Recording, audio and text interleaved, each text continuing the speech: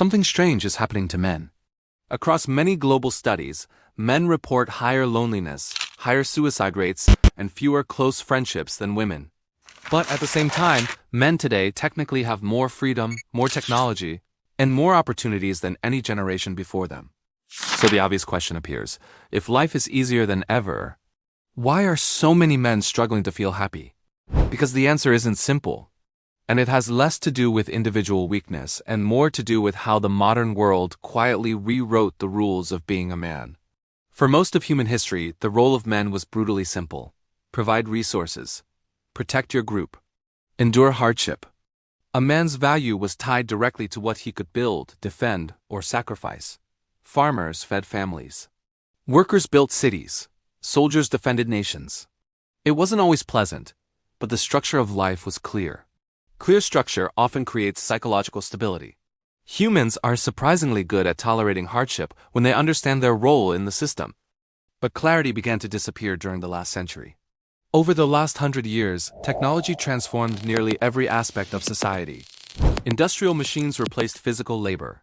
Computers replaced many cognitive tasks. Automation replaced repetitive work. This transformation brought incredible benefits for society. But it also quietly dismantled many traditional paths where men used to find identity and purpose. Jobs that once defined masculine identities slowly vanished: mining, manufacturing, heavy industry. In their place appeared an economy based on information, services, and digital systems. None of this is inherently bad.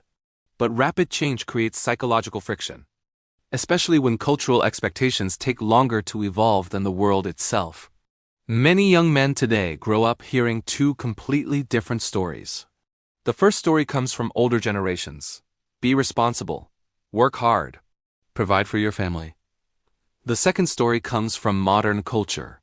Traditional masculinity is outdated. These messages are not necessarily wrong. But when combined without explanation, they create confusion. If the old model of masculinity is gone, what replaces it? Many young men are never given a clear answer. Psychologists sometimes describe this situation as an identity vacuum, when the old role disappears but the new one hasn't been clearly defined. And humans are not very comfortable living inside a vacuum. Now we arrive at a factor that rarely gets discussed: male friendship patterns. Several social studies have found that men today report significantly fewer close friendships compared to previous generations. In some surveys, nearly 1 in 5 men report having no close friends at all. Not acquaintances, not coworkers, no close friends. This trend has been growing slowly for decades. And loneliness is not a minor emotional inconvenience. From a biological perspective, loneliness activates the same stress systems as physical danger. Humans evolved as tribal creatures. Isolation was historically dangerous for survival, so the brain treats long-term loneliness as a serious threat, which leads to anxiety, depression, and declining well-being. Another difference begins early in childhood. Many boys grow up hearing phrases like, "Don't cry," "Man up," "Handle it yourself." The intention behind these messages is usually to teach resilience. But sometimes the lesson becomes something else entirely. Instead of learning how to process emotions, some men learn how to hide them. Over time, that emotional suppression becomes a habit. Problems are handled internally, stress is managed silently, and the outside world often never sees the struggle. Many men place their entire emotional support system into one relationship: their romantic partner. When that relationship is healthy, life feels stable. But when the relationship ends, something dramatic happens. The emotional infrastructure collapses, because friendships were never built to carry part of that emotional weight. This is one reason breakups can hit men particularly hard. Not because men care more, but because their support networks are often smaller. Technology added another unusual pressure. For most of history, humans compared themselves to maybe a few dozen people in their community. Today we compare ourselves to millions. Social media constantly displays curated versions of success. Perfect careers, perfect relationships, perfect lifestyles.